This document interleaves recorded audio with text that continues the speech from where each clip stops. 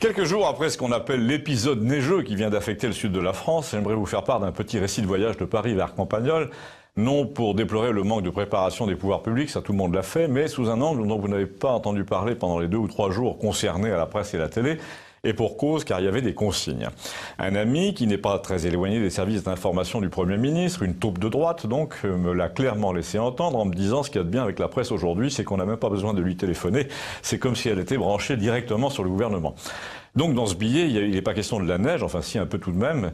Je précise que le jour où on annonçait de grosses quantités, je suis parti à 6 heures, non pas en direction de Clermont-Ferrand, car il y avait des cols à franchir, non pas en direction de Lyon, car on annonçait aussi une vingtaine de centimètres dans la Drôme, mais vers Limoges, Brive et Toulouse, où il y avait à peine quelques flocons. Vers 1 heure de l'après-midi, j'arrive donc sans encombre du côté de Caussade, et là, pour savoir tout de même si des congères s'étaient abattus sur l'Albigeois, j'allume la radio de l'autoroute, 107 points quelque chose, et j'apprends que l'autoroute est coupée à 50 km de Montauban.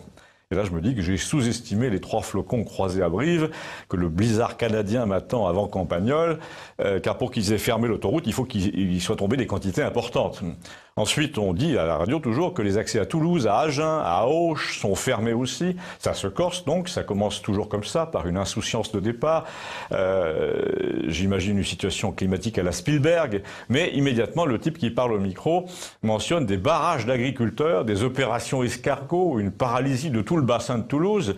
Je rappelle qu'on est sur Radio Autoroute là, hein, et je comprends mon erreur, mais surtout j'ai beau essayer de me souvenir des bulletins d'information que j'entendais distraitement sur France Info depuis 2 heures, puis sur Europe, puis sur RTL. J'ai pas le souvenir d'une seule mention de quelque chose à propos d'agriculteurs mécontents qui paralysent l'autoroute sur 100 km.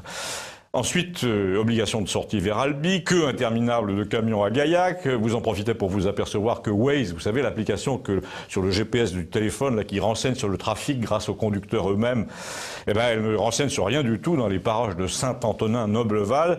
Et là, vous touchez du doigt l'existence de 2 France, l'une qui vibrionne sur les réseaux sociaux et l'autre où rien ne se passe et rien ne passe, ni la 4G, ni la 3. Et quand par hasard vous avez du signal, quand vous voyez votre route sur votre téléphone, il n'y a autour de vous, devant vous, aucun véhicule qui soit équipé de ce dispositif d'aide mutuelle, donc vous ne savez rien de ce qui se passe.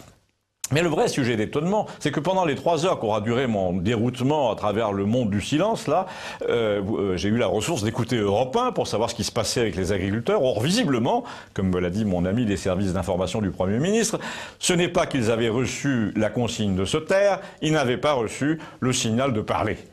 Ce jour-là, m'a-t-il dit, la direction a mis du retard à définir une position claire, et d'ailleurs, et donc personne n'a parlé de ce chaos autour de Toulouse avant la fin de l'après-midi. Et encore, me dit-il, je te parle de retard involontaire, mais c'est ce qu'on a dit ensuite. En vérité, dans ce gouvernement, tous les silences sont volontaires. Ils croient qu'il suffit de couper le micro pour empêcher les gens de parler, mais ça ne marchera pas toujours. Et si les gens se mettent à parler vraiment, nous n'avons pas de plan B. En attendant, lui ai-je dit, si tu m'en parles, toi, je suppose que c'est pas pour que je me taise. Et là, il me répond, s'il y a un plan B, c'est ça. Dans l'administration, quand il y a une fuite, c'est jamais par hasard. Ça traduit le fait que certains ne veulent pas porter le chapeau, mais tu as raison, faire fuiter quelque chose vers des médias déjà muets, ça servira à rien. Et c'est pourquoi je t'en parle à toi, me dit-il, parce que toi, tu n'es pas muet. Il y a donc un second marché de l'information, et c'est là que tout va se passer désormais. Ils le savent, la loi sur les fake news va servir à colmater les fuites, donc à faire taire les gens comme toi. Eh bien, si comme moi, vous comprenez mieux pourquoi on ne parle de rien dans les médias et pourquoi le nôtre n'est d'ailleurs pas à l'abri des colmateurs de fuite, dites-le moi. Et si vous voulez retrouver ces sujets un par un, tapez Campagnole TVL sur Google. Merci.